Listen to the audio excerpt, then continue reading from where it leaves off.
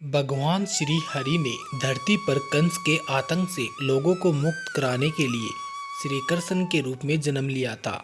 पुराणों के मुताबिक भगवान श्री कृष्ण श्री हरि विष्णु के 8वें अवतार थे। श्री कृष्ण का जन्म भाद्रपद के कृष्ण पक्ष की अष्टमी तिथि को रात्रि 12 बजे हुआ था।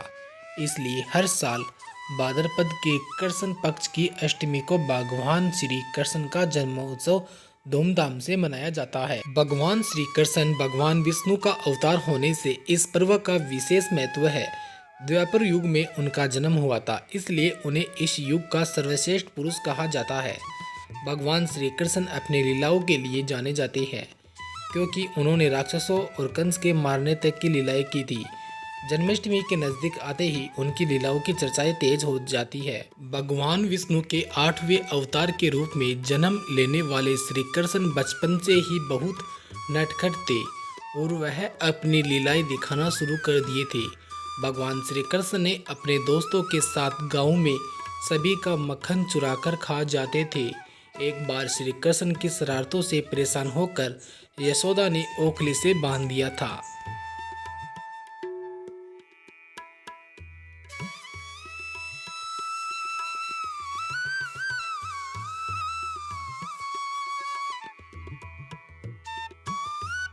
ये यशोदा जी की पूजा कामना की जगह है। जब 7 वर्ष तक कोई संतान नहीं थी यशोदा जी के, तो वो पूजा कामना किया करती थी कि मेरे लाला हो जाए। तो ये होता है अष्टकमल लक्ष्मी चिन्ह। ये लक्ष्मी जी का चिन्ह है, वो स्वस्तिक चीज चिन्ह है। इसकी पूजा कामना करती थी, प्रतिदिन दिया जलाती थी। तब उनके योग माया का जन्म हुआ। उसके बाद में कृष्ण प्राप्ति। तभी से यहाँ पर कार्तिक के महीने में बड़ी भीड़ होती है। मान्यता है यहाँ दीप जलाते हैं सभी लोग। ये पुराने चिन्ह भी है।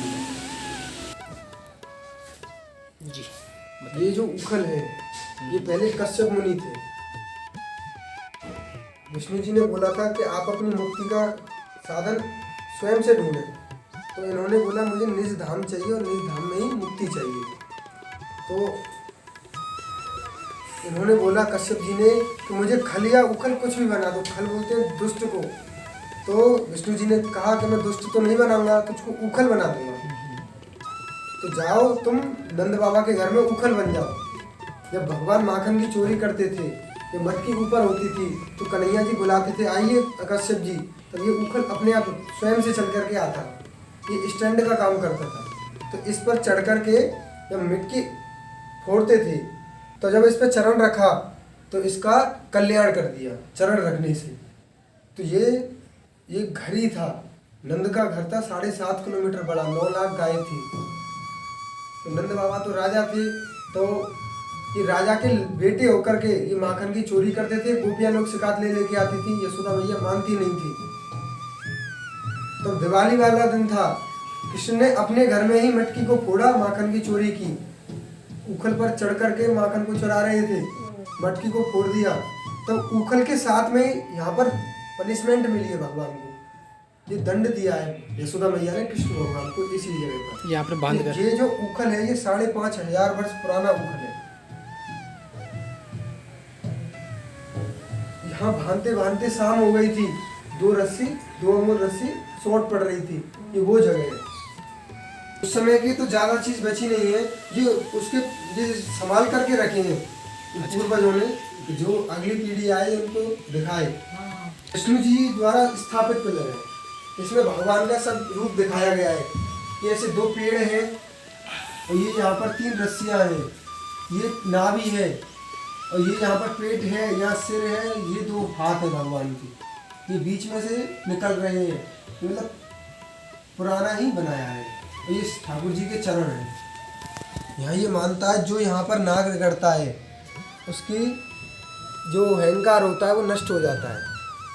ये वो जगह कमलार्जुन थे। तो ये मदुरा पी करके, दारू पी करके यमुना जी में नग्न स्नान कर रहे थे अपनी अप्सराओं के साथ में। तो नारद जी भ्रमण कर रहे थे, नारायण नारायण। तो उन्होंने देखा ये कौन है, ये नग्न स्नान कर रहे हैं मदुरा पी करके। तो ये जैसे ही नीचे आए नारद जी, स्त्रियों ने कपड़े पहन लिए थे।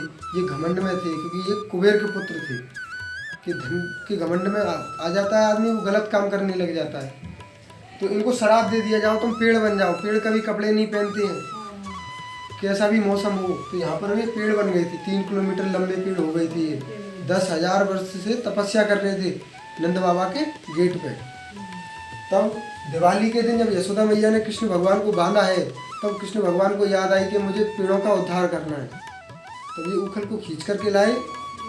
ये दोनों पेड़ों के बीच में से निकले हैं, उखल अटका है, चरण लगने से दोनों पेड़ों का उद्धार हुआ है। ये भागवत का लेख है। जब ये दोनों पेड़ गिरे थे तो बहुत भयंकर आवाज हुई थी।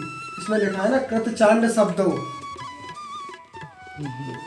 तो सभी ग्वाल वाल पूरा ब्रजवासी सब खिंचे खिंचे आए थे यहाँ पर। ये क्या हो गया, आज कुबेर पुत्रों का उद्धार हो गया। दिवाली वाले दिन ही यहाँ उद्धार हुआ है। तो जो कार्तिक मास है, दिवाली वाला महीना है, उसको दामोदर मास भी बोलते हैं। तो जो दामोदर मास है वो यहीं की मान्यता है। और ये दामोदर अष्टक है, ये विश्व में जितने भी इस्कॉन गौड़िया मठ है ना, वो 1 महीने गायन होता है। ये यहीं की महिमा है, जो आरती करते हैं। अच्छा, यहीं की महिमा है। और कार्तिक में यहाँ पर बहुत भीड़ होती है। कार्तिक की महिमा है यहाँ पर दीप जलाने की।